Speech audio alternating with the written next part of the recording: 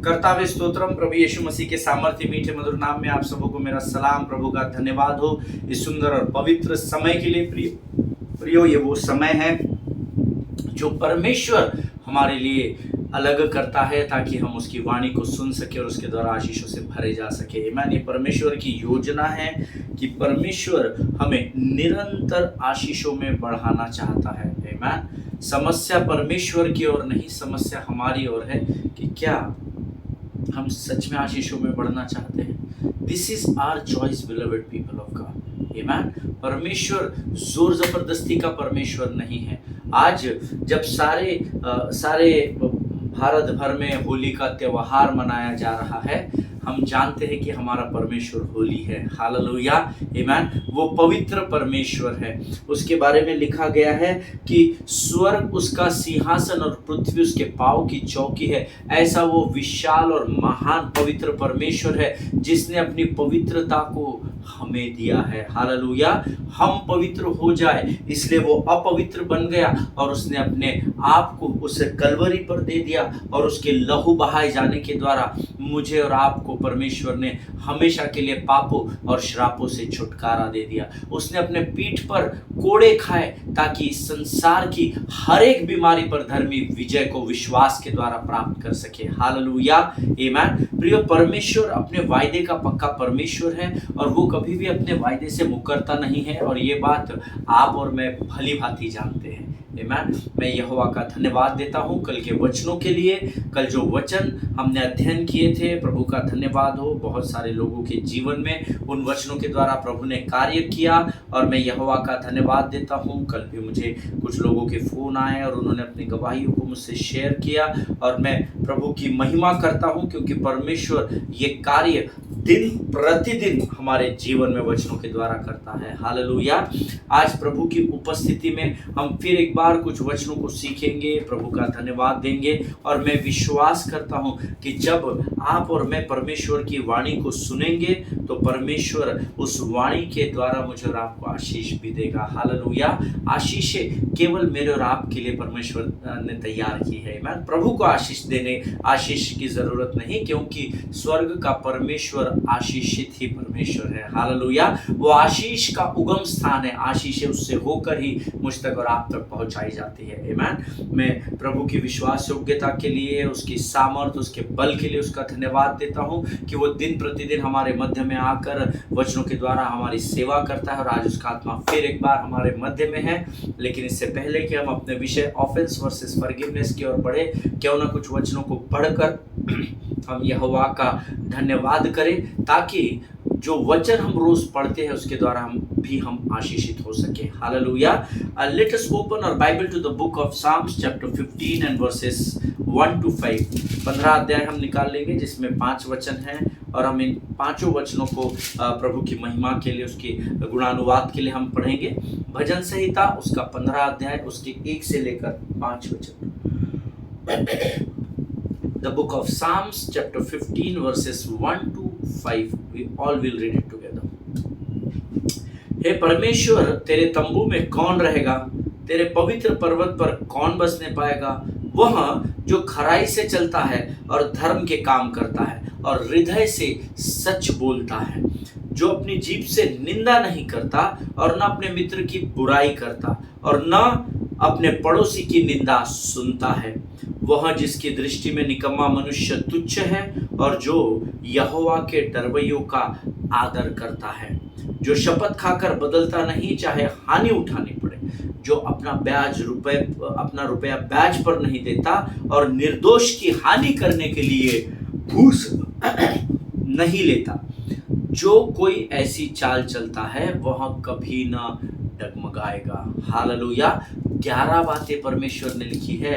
अगर आप ये सोचते हैं कि हम प्रभु के तंबू पर रहना चाहते हैं, अगर आप ये चाहते हैं कि आप परमेश्वर के निकट बने रहे, उस पवित्र पर्वत पर परमेश्वर की उपस्थिति में आप बने रहे, तो ये बातें मेरे और आपके जीवन में होनी चाहिए। हालेलुया। हे परमेश्वर, तेरे तंबू में कौन रहेगा। पहले तो मैं आप लोगों को बधाई दूंगा या आशीष दूंगा जितनों ने इस वचन को इस समय पढ़ा है। परमेश्वर आप सबों को बड़ी बरकत और बड़ी आशीष दे। हे परमेश्वर, तेरे तंबू में कौन रहेगा, तेरे पवित्र पर्वत पर कौन बसने पाएगा। वह number 1, right it down in your notes, और वहां पर नंबर लिखते जाइए बाइबल में। वह जो खराई से चलता है, हालेलुया, और धर्म के काम करता है। धर्म के काम करना यानी क्रिसमस मनाना, गुड फ्राइडे मनाना या ईस्टर मनाना नहीं होता है। हालेलुया। धर्म के काम करना वचन कुछ अलग सिखाता है। जब कभी भी हम इस विषय को प्रभु हमें देगा, हम सीखेंगे कि धर्म के काम क्या होते हैं। आमीन। सो जो खराई से चलता है, नंबर 2 जो धर्म के काम करता है, नंबर 3 और हृदय से सच बोलता है। सिर्फ मुंह से नहीं, आत्मा से, अंदर से वो जो सच बोलता है, अर्थात जो अपनी बात को बोलकर मुकरता नहीं है, अर्थात जो प्रभु कहता है कि तुम्हारी हाँ की हाँ होने पाए और तुम्हारी ना की ना होने पाए, वो व्यक्ति होता है जो हृदय से सच बोलता है। हालेलुया। नंबर 4 जो अपनी जीभ से निंदा नहीं करता। हालेलुया। अक्सर ये आग लगाने वाली जीभ है, हम सब वचन जानते हैं। आमीन। और मैंने बहुत से लोगों को इस जीभ के द्वारा दूसरों की निंदा करते हुए सुना है। तो मैंने ये नहीं कहा कि आप स्वर्ग नहीं जाएंगे, लेकिन जो जीभ से निंदा करता है वो परमेश्वर के तंबू में नहीं जाने पाएगा। हालेलुया।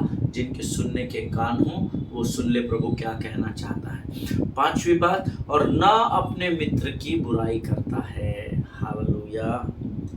अपने मित्र की जो बुराई नहीं करता वो परमेश्वर की उपस्थिति में जाएगा। और ना अपने पड़ोसी की निंदा सुनता है। नंबर 6 हम बड़े कान लगाकर निंदा सुनते हैं। अच्छा उनके घर में ऐसा हुआ, अच्छा उनका लड़का भाग गया, अच्छा उनकी लड़की भाग गई, अच्छा उनके हस्बैंड का ऐसा है, भाभी का वैसा है। हम पड़ोसी की निंदा करते हैं और फिर हम एक्सपेक्ट करते हैं कि हम परमेश्वर के राज्य में प्रवेश करेंगे। हालेलुया। मैं आपका न्याय करने वाला कोई नहीं, मेरे पास आपका न्याय करने का अधिकार नहीं, लेकिन वचन कहता है जो अपने पड़ोसी की निंदा सुन भी लेता है वो पवित्र पर्वत पर नहीं बसने पाएगा। हालेलुया। फिर 7वीं बात, वह जिसकी दृष्टि में निकम्मा मनुष्य तुच्छ है।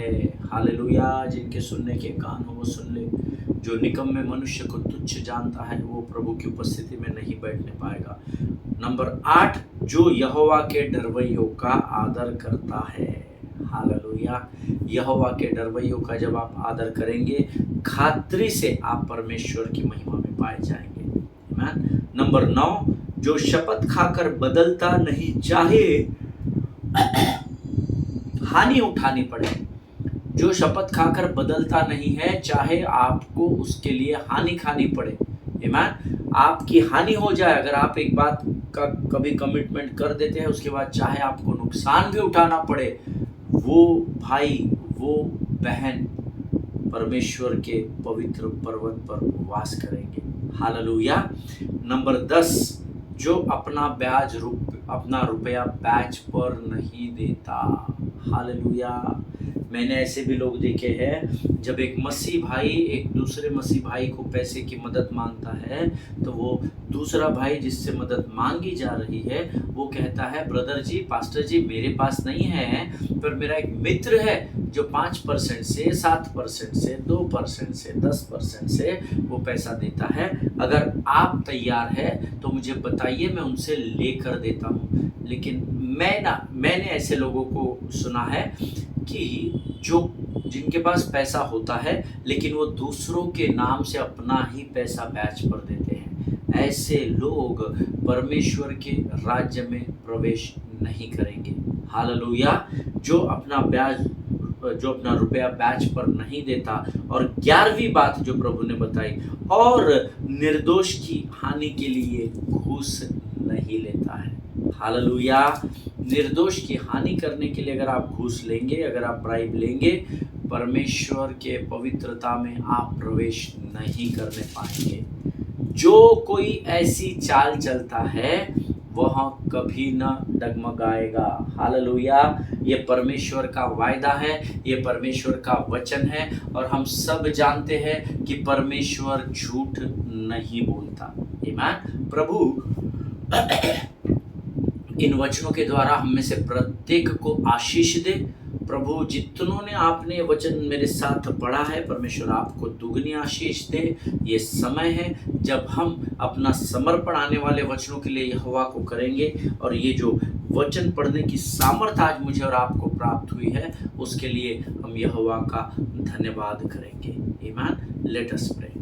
Thank you Jesus, thank you Holy Spirit. खुदावंद प्रभु यीशु मसीह के मीठे मधुर सामर्थ्य और पवित्र नाम के लिए हम तेरा धन्यवाद देते हैं। धन्यवाद देते हैं प्रभु जी, क्योंकि परमेश्वर इस समय हमारे मध्य में है। हम धन्यवाद देते हैं परमेश्वर पिता, क्योंकि तेरी स्तुति हमारे जीवन का भाग है, उसे करने में तू हमारी सहायता और मदद करता है। प्रभु जी परमेश्वर पिता, हम धन्यवाद देते हैं क्योंकि तेरी आंखें निरंतर हमारी ओर लगी हुई है। परमेश्वर पिता, हम तुझे जितना धन्यवाद दे उतना कम है। राजा, आज के सुंदर पवित्र समय में हम अपने शरीर, प्राणात्मा और बुद्धि को तुझे समर्पित करते हैं। राजा, सहायता कर और मदद कर परमेश्वर पिता। प्रभु जी हम प्रार्थना करते हैं परमेश्वर पिता कि आने वाले वचन हम में से प्रत्येक के जीवन के लिए आशीष और आदर का कारण बन सके। प्रभु जी जितने लोग इस वचन को सुनते हैं, उनमें से प्रत्येक को ब्लेस कर, आशीष दे राजा। और प्रभु हमें वचन बांटने और वचन सुनने से बरगलाने वाली शत्रु की हर एक युक्तियों का खंडन हम यीशु नासरी के नाम से करते हैं। जीवन की तमाम आशीषों के लिए हम तुझे धन्यवाद देते हैं। आगे के संपूर्ण समय को तुझे सौंपते हैं, और इस विनती को धन्यवाद और पूरे विश्वास के साथ हमारे उद्धारकर्ता और हमारे परमेश्वर यीशु नासरी के मीठे सामर्थ्य और पवित्र नाम में मांगते हैं पिता। सुनिए और बड़ी दया से ग्रहण करें। आमीन, आमीन, हालेलुया। फिर एक बार आप सबों को मेरा सलाम। यीशु मसीह के सामर्थ्य मीठे नाम में आप सबों का इस YouTube के चैनल पर स्वागत करता हूं। हमने कुल ऑफेंस वर्सेस फॉरगिवनेस इस अध्ययन को हम लोग कर रहे थे, और मैंने आपसे कहा था जब कभी भी आपके जीवन में गुनाह, पाप या कोई गलती आप कर बैठते हैं या अपने मार्ग से भटक जाते हैं, तो आपके और मेरे पास दो मार्ग होते हैं, दो रास्ते होते हैं। Number one, either you can walk on the path of devil which will lead you to darkness। या तो एक मार्ग ये है कि आप शत्रु के, लूसीफर के उस मार्ग पर चले जो आपको सीधा अंधकार की ओर लेकर जाएगा, और एल्स जो दूसरा मार्ग है, you can walk on the way named Jesus Christ. आप उस मार्ग पर चल सकते हैं जिसका नाम यीशु नासरी है, with the help of grace provided by heavenly father himself. Hallelujah. या तो आप शत्रु के मार्ग पर चलिए, या तो आप परमेश्वर यीशु नासरी के मार्ग पर चलिए। लेकिन जब आप पाप करने के बाद, गुनाह करने के बाद यीशु नासरी के मार्ग पर चलते हैं, तो यकीन जानिए उस मार्ग पर चलने का अनुग्रह फिर एक बार परमेश्वर हम में से प्रत्येक को देता है। हालेलुया, आमीन। और ये आपको तय करना होता है। This is our choice where to walk. आमीन। कहाँ चलना है, किधर जाना है, ये आपकी और मेरी इच्छा है। Hallelujah. Nobody can force you for that. आमीन। देखिए, कंडमनेशन जो गिल्ट होता है, देखिए आप गुनाह या पाप करने के बाद आप पर दोष लगाना या गिल्ट और कंडमनेशन में आपको दबा कर रखना, ये परमेश्वर की योजना का भाग नहीं है। हालेलुया। इस बात को हमेशा स्मरण रखिए, जब आपसे गुनाह या पाप हो जाता है तो आपको शत्रु है, लूसीफर है, जो आपको अपराध और निंदा की भावना में, गिल्ट और कंडमनेशन की भावना में दबा देता है। ये आपके जीवन में परमेश्वर की योजना नहीं है। Devil will convince you for that कि तूने पाप कर दिया, तेरा परमेश्वर पापियों के साथ नहीं रहता, तूने तो बहुत बड़ा गुनाह कर दिया, अब भला परमेश्वर कैसा तुझे माफ करेगा, क्योंकि उसका वचन तो कहता है तुम पापियों के मार्ग में नहीं खड़े होना। अब तो तू गया, अब तो तेरा परमेश्वर भी तेरी सहायता नहीं कर सकता, तू अपराधी है, तेरी निंदा की जाएगी। वो गिल्ट और वो कंडमनेशन जो है, वो शत्रु की ओर से हमारे जीवन पर रखा जाता है, और ये परमेश्वर की योजना का भाग नहीं है। हैं। इसीलिए रोमियो की पत्री 8वें अध्याय के पहले वचन में लिख कर दिया है यीशु ने, God has written it in the word of God। अतः अब जो यीशु मसीह में है उन पर दंड की आज्ञा नहीं है। हालेलुया। अगर आप मेरी बात से सहमत है तो आप आमीन कहेंगे। आमीन। अतः अब जो यीशु मसीह में है, अर्थात आप और मैं, अर्थात वो लोग जिन्होंने उद्धार प्राप्त किया, परमेश्वर यीशु मसीह को अपना परमेश्वर और उद्धार करता जाना, जिन्होंने पानी का बपतिस्मा ले लिया, अब आप पर दंड की आज्ञा नहीं है, ना होगी, ना हो सकती है। हालेलुया। मैं एक दिन एक बुक पढ़ रहा था, परमेश्वर के एक बड़े महान सेवक और इवेंजलिस्ट है, पास्टर रेवरेंड A.W. टोजर है ना, उनका मैं एक बुक पढ़ रहा था शायद पिछले वर्ष में, और मुझे वो वचन इस अध्ययन के समय में याद आया। उसमें लिखा है, guilt is a prison with no bars. हालेलुया। जो लोग नोट्स लिखते हैं वो लिख सकते हैं, guilt is a prison with no bars, ऐसा उनके एक बुक में लिखा है इवेंजलिस्ट A.W. टोजर के। अर्थात अपराध या दोष की भावना या निंदा की भावना एक वो भयंकर अपराध है, मानो आप बंदी गृह में हैं और उसमें आपको बंद नहीं किया गया है, आप घूम फिर रहे हैं, लेकिन फिर भी आप उस अपराध और दोष की भावना में बंद पाए जाते हैं। हालेलुया। हम सब ने कैद खाने और जेल खाने की पोस्टर्स को देखा है, हमने सीरियल्स में, मूवीज में, यहाँ वहाँ टेलीविजन पे हम जानते हैं बिहाइंड द बार्स होना, यानी एक कैद खाने में जिसमें आपको बंद किया जाता है। बट पास्टर, परमेश्वर के सेवक पास्टर A.W. टोजर कहते हैं that guilt is a prison with no bars. अपराध या दोष की भावना एक ऐसा भयंकर शत्रु का तीर है जिसमें आप अपने आप को बंद तो पाते हैं, पर आपके सामने बार्स नहीं लगे हैं, आप किसी जेल के समान कोठरी में बंद नहीं है, आप घूम रहे हैं, फिर रहे हैं, लेकिन जहां कहीं भी आप जा रहे हैं आप उस गिल्ट में बंधे हुए पाए जाते हैं या जकड़े हुए पाए जाते हैं। हालेलुया। आमीन। अर्थात अगर आज आप गिल्ट और कंडमनेशन के जीवन को अगर आप में से कोई जी रहा है तो ये आपका स्वयं का चुनाव है। आमीन। इसमें परमेश्वर की कोई गलती नहीं है। अपने आप को क्षमा करना सीखे। गलतियां हर एक से होती है, लेकिन अगर आप अपने आप को क्षमा करना नहीं सीखेंगे तो आप उस कैद खाने में बंद पाए जाएंगे जिसमें बार्स नहीं है। हालेलुया। जिसमें आप बंदी गृह के अंदर तो है, लेकिन आप घूमते फिरते पाए जाते हैं, और ये आपका चुनाव है जिसके कारण आज आप स्वयं को क्षमा नहीं कर पा रहे हैं। लेकिन आज मैं आपको ये खुशखबरी देने आया हूं कि अगर आप शत्रु के मार्ग को, पाप और गुनाह और गिल्ट और कंडमनेशन के मार्ग को छोड़कर अगर आप फिर से एक बार यीशु के मार्ग पर चलना आरंभ करें तो परमेश्वर आपको अपराध और निंदा के जीवन से मुक्त कर देगा, आजाद कर देगा। हालेलुया। आमीन। Learn to forgive yourself. हमसे रोज गलतियां होती है, हमसे रोज पाप होता है, कभी कानों से, कभी आंखों से, कभी विचारों से, कभी शब्दों से, कभी शरीर से। लेकिन अगर आप अपने आप को क्षमा करना सीख जाएंगे तो परमेश्वर आपको अपराध और निंदा के उस जीवन से हमेशा के लिए मुक्त कर देगा। हालेलुया। हम दाऊद और पतरस के बातों से मैं आपको कुछ जीवन की बातों को सिखाना चाहता हूँ। आमीन। देखिए, हमने दो उदाहरण लिए हैं जिनके लिए एक समय मुश्किल था कि वो अपने आप को क्षमा कर सके, क्योंकि दाऊद ने बेतशेबा का बलात्कार किया था और उसने उसके पति उरिया को युद्ध में मरवा डाला था, और पतरस ने यहाँ पर यीशु मसीह का 3 बार इनकार कर दिया था। और अब इनके ऊपर वो गिल्ट आ गया, वो कंडमनेशन आ गया, और ये अपने आप में सोचने लगे कि अभी प्रभु हमारी नहीं सुनेगा, अभी मेरा कैसा हो गया, मैं पापी हूँ, मैं ऐसा हूँ, मैं वैसा हूँ। इतने बड़े नाम है पवित्र शास्त्र के, लेकिन इनको भी उस समय से होकर गुजरना पड़ा। सो मैं आपको पतरस और दाऊद के जीवन से कुछ बातों को सिखाने की कोशिश करूंगा। सबसे पहली बात जो नोट्स लिखते हैं वो लिख ले। Number 1, you can be full forgiven by the father. Hallelujah.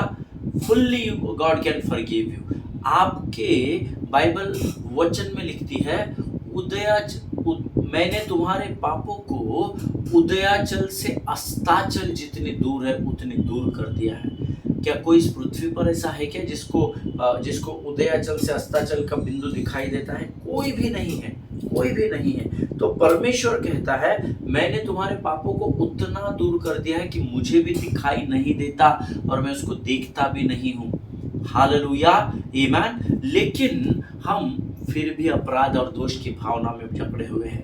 आमीन। देखिए, you can be fully forgiven by the father. ये आप पहले तो अपने जहन में, अपने हृदय, अपनी आत्मा विचारों में डाल लीजिए।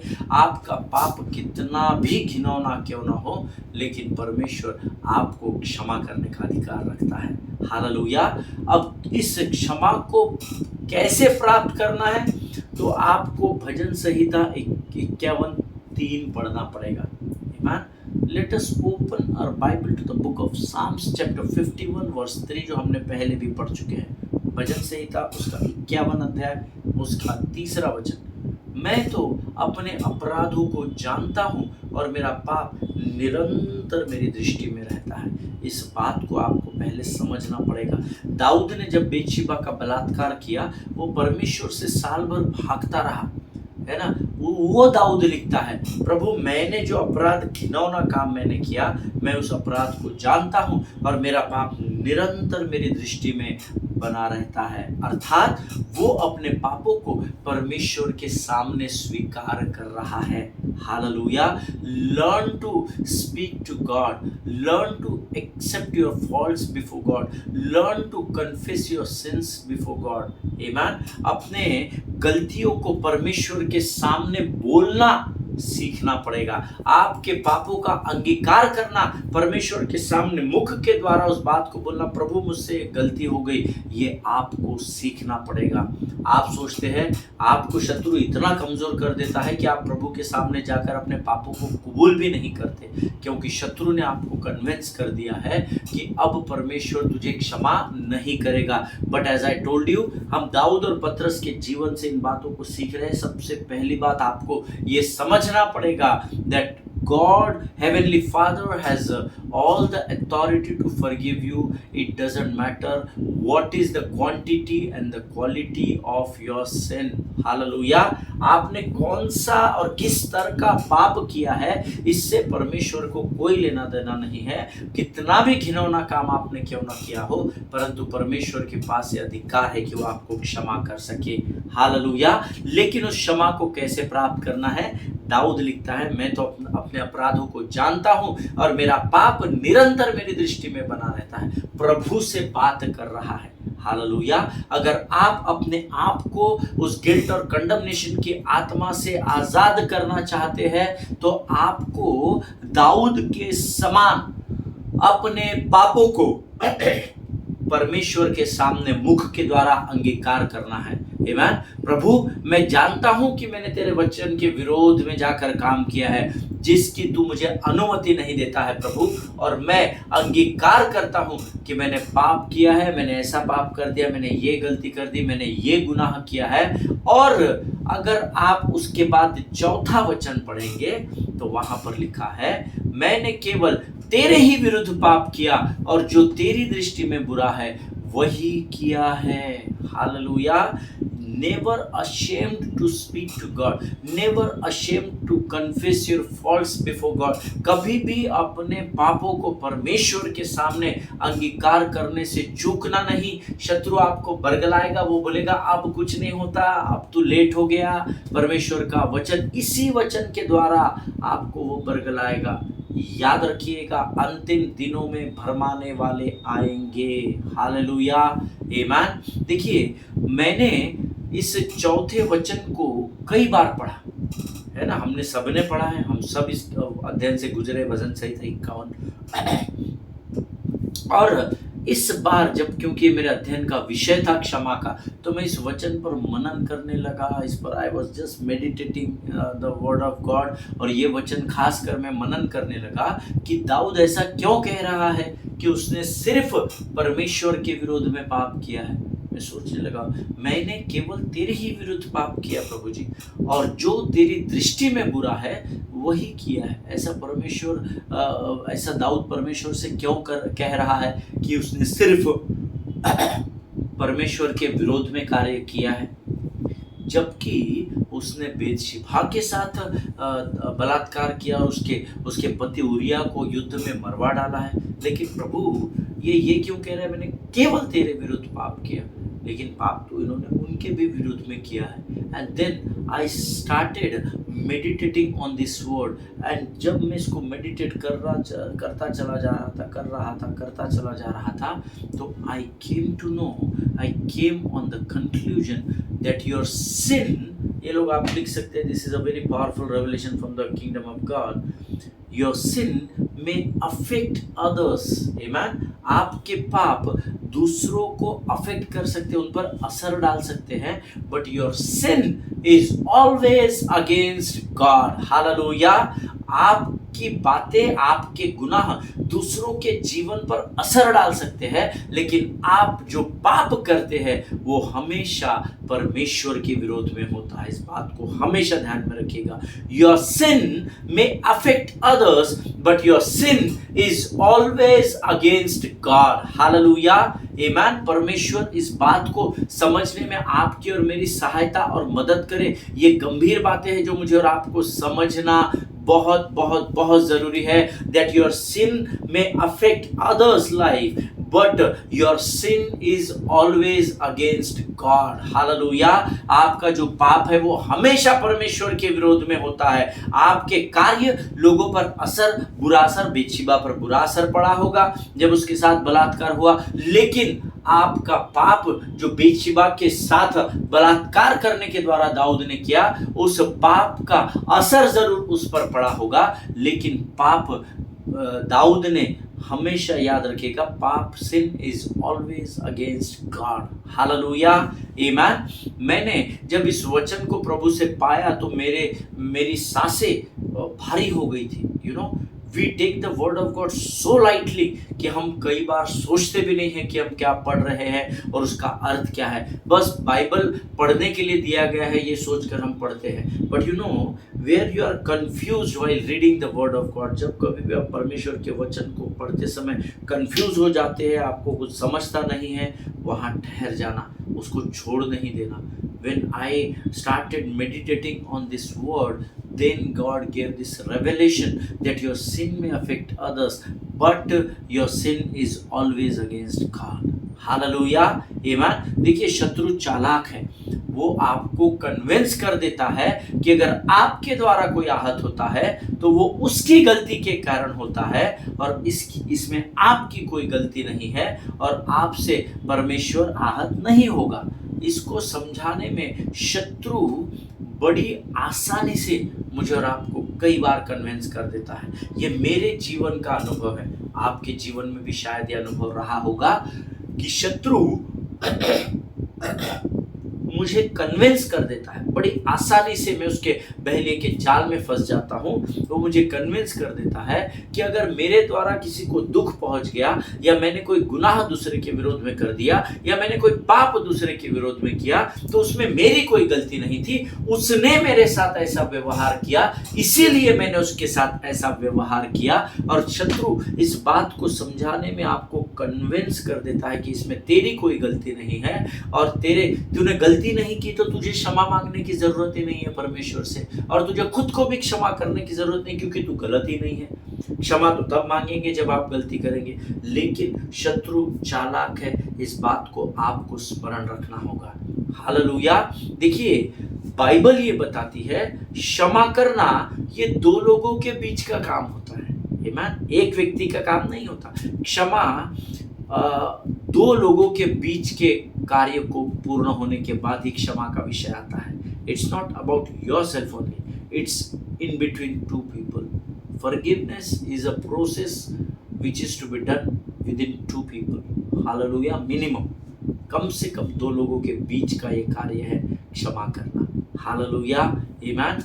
परमेश्वर आपको इस बात को समझने में सहायता और मदद करे। हम कल यहीं से फिर एक बार आगे बढ़ेंगे। ये समय है प्रियो, जब प्रभु ने हमें यह अवसर दिया कि हम उसके लिए धन्यवाद की प्रार्थना कर सकें। आज हमने एक बहुत महत्वपूर्ण बात सीखी है, अतः अब जो यीशु मसीह में है उस पर दंड की आज्ञा नहीं है। हालेलुया। सो अगर आज आप किसी गिल्ट या कंडमनेशन में अपने आप को पाते हैं, लर्न टू फॉरगिव योरसेल्फ। आमीन। Let us pray. खुदावंद प्रभु यीशु मसीह के मीठे मधुर सामर्थ्य नाम के लिए धन्यवाद देते हैं।